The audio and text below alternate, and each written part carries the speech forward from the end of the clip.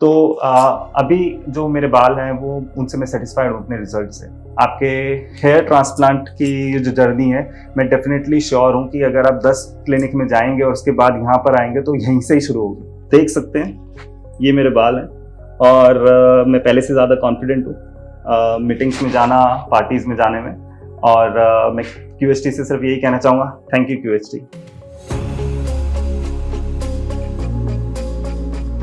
Hello, मेरा नाम संजय है, मैं देहरादून से हूँ। मैं यहाँ पर QHT में अपनी 4th PRP के लिए अभी आया हुआ हूँ और अपने पिछले 5 महीने की जो मेरी जर्नी रही है बालों की, हेयर ट्रांसप्लांट की, उसके बारे में आपके साथ अपना शेयर करने वाला हूँ व्यूज। अक्टूबर में जब मेरी जर्नी स्टार्ट हुई हेयर ट्रांसप्लांट की, उससे पहले मैंने बहुत सारी चीजें ट्राई की थी अपनी। उससे मुझे बस इतना फर्क पड़ा कि हेयर लाइन थोड़ा स्टेबल हो गई, बट जो इफेक्ट मुझे चाहिए थे कि जो पहले के हेयर चले जाते हैं वो वाला नहीं हो पाया उससे कुछ भी। और ये 3 साल पहले की बात है लगभग, जब लॉकडाउन शुरू हुआ था, जब मुझे पहली बार महसूस हुआ कि मेरे हेयर लाइन जो है वो रिसाइड करनी शुरू की है। घर में रहना और एक तरह से पूरा बंद रहने के कारण ये शायद डिप्रेशन वगैरह की सिचुएशन क्रिएट हो जाती है जब लोगों के पास काम नहीं होता है उस समय, पूरी तरह से बंद होने के कारण। अब आज की जो लाइफस्टाइल है उसमें आपको अपने बालों की केयर करनी बहुत जरूरी होती है। उसमें मैं थोड़ा सा लेट हो गया था। फिर धीरे धीरे मैंने जब अपने बालों के बारे में पता किया कि कहाँ से हेयर ट्रांसप्लांट सही रहेगा, तो मुझे QHT के बारे में पता चला।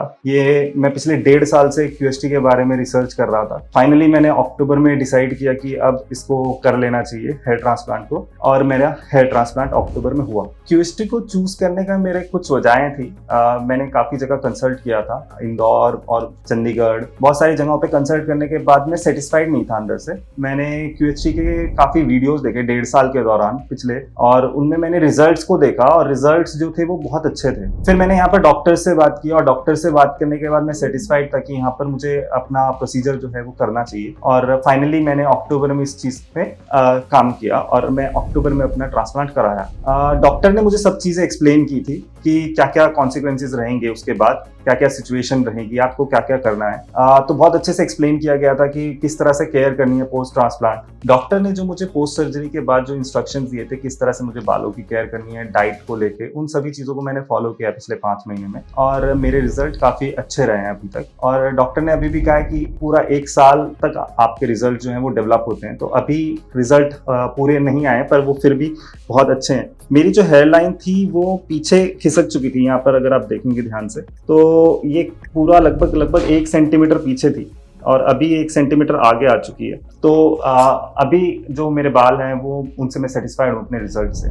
जिस दिन मेरा सर्जरी हुआ था 20 अक्टूबर को, मैं जब आया सुबह तो मेरे सारे टेस्ट वगैरह हुए। उसके बाद मेरा सर्जरी के लिए मैं जहाँ पर गया था पूरा एरिया बहुत क्लीन था। सर्जरी में ऐसे पेन कुछ नहीं है।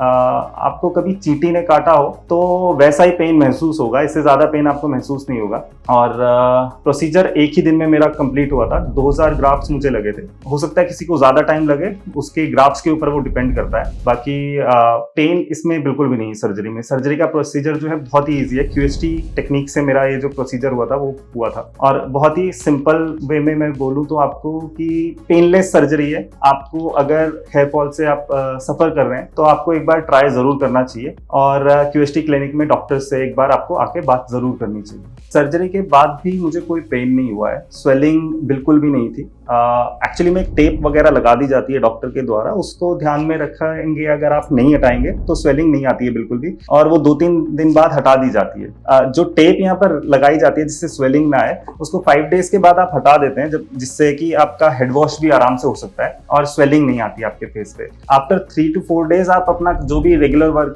करना चाहें तो वो कर सकते हैं, उसमें कोई भी प्रॉब्लम नहीं है। बाहर जाना चाहें जा सकते हैं, बस अपने सर को थोड़ा सा ढकना पड़ेगा, जो कि डॉक्टर आपको प्रॉपरली इंस्ट्रक्शंस में बता देंगे ऑलरेडी कि क्या क्या चीजें आपको बाहर जाते वक्त करनी है और क्या नहीं करनी है। उसके बाद आपका मैं बताऊं, यहाँ पर जहां से मेरे ग्राफ्ट्स निकाले गए हैं, उन ग्राफ्ट्स में आप देख सकते हैं किसी भी तरह का यहाँ पर स्कार वगैरह नहीं है,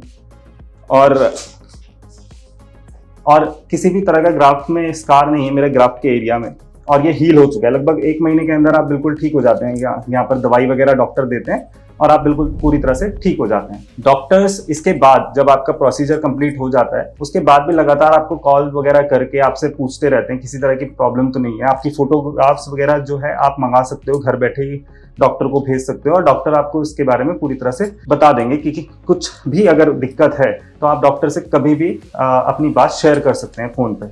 लगातार जो क्लिनिक है QST क्लिनिक वो भी आपसे संपर्क में बना रहता है। जो ग्राफ्स आपको लगाए जाते हैं उसके 15 डेज बाद वो निकलना शुरू होते हैं। लोग ना डर जाते हैं इस चीज से कि ये आखिर बाल जो लगाए गए हैं वो सेट हुए भी थे या नहीं हुए थे।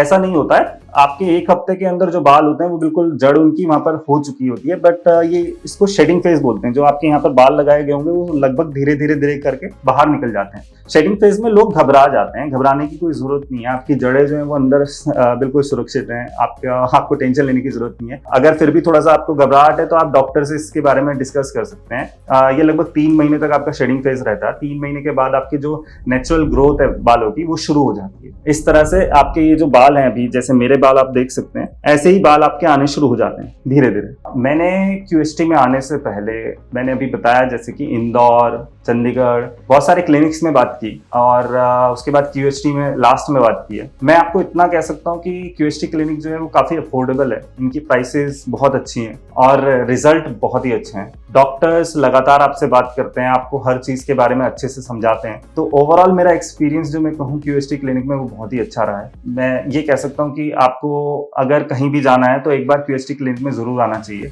आपके हेयर ट्रांसप्लांट की जो जर्नी है, मैं डेफिनेटली श्योर हूँ कि अगर आप 10 क्लिनिक में जाएंगे और उसके बाद यहाँ पर आएंगे तो यहीं से ही शुरू होगी। देख सकते हैं ये मेरे बाल हैं और मैं पहले से ज़्यादा कॉन्फिडेंट हूँ मीटिंग्स में जाना, पार्टीज में जाने में।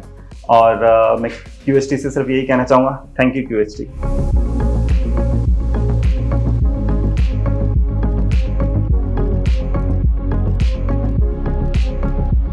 If you like this video, share it with your friends and don't forget to subscribe to our channel.